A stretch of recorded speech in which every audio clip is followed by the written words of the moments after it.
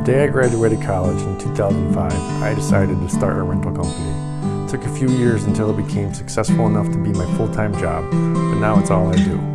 My hope is to help you by sharing my knowledge.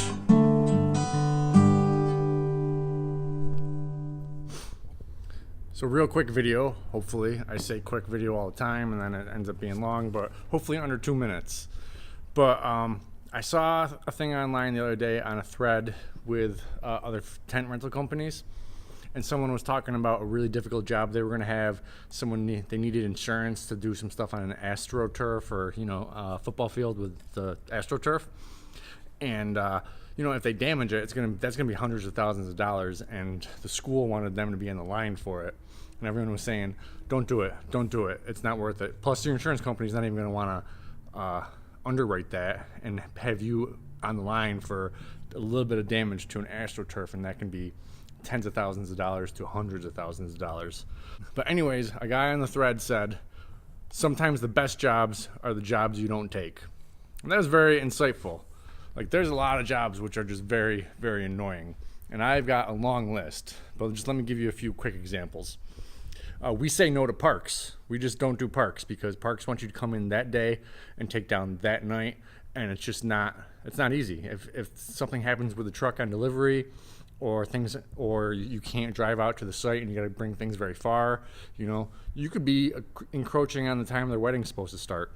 Plus they got to get under and decorate and do all these things, and then you don't want to come back at midnight. So we just say no to parks. We want to be in a backyard or a place they rented, a private place or something like that.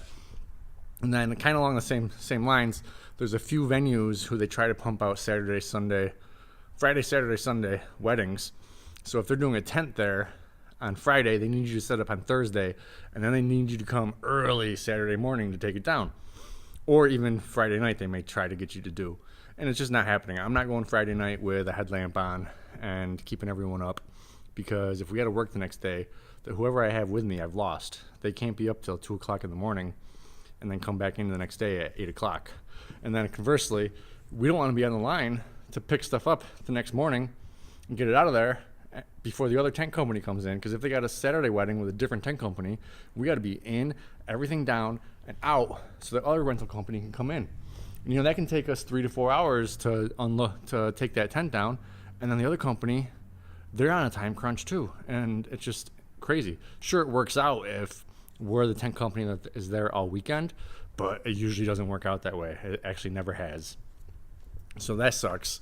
Other things we say no to are, we just say no to a lot of really tight schedule things. Or if they want something that is like next to impossible, but they want it next to nothing. And obviously we say no to a lot of winter jobs. And, as you go along, you'll just find that this particular thing, this particular place sucks, and you'll just eventually say no. And if you're not willing to say no, you got to price it in to make it worth it. If you're on the job and just swearing to yourself, then you didn't charge enough. So you need to charge enough to where you're happy. Like, this one lady wants us to set up a 20 by 20 frame tent on the street for a street festival. Not actually on the street, but like on the sidewalk or whatever, on a Wednesday night after 7 p.m. And then she wants us to come back Friday after 9 p.m. to take it down. And we can't use stakes. We got to use weights or water barrels, so that's going to be annoying. So I think I'm going to price it at the normal price of the rental of the 20 by 20 frame tent, and then I'm going to do $600 to set it up on Wednesday after 7, and probably $800 to take it down on Friday after 9. I'm going to be happy with that if they say yes. If I price it any less than that, I'm going to be swearing on the job. So if you can't say no to a job, price it so that you're happy. But we say no to tons of things.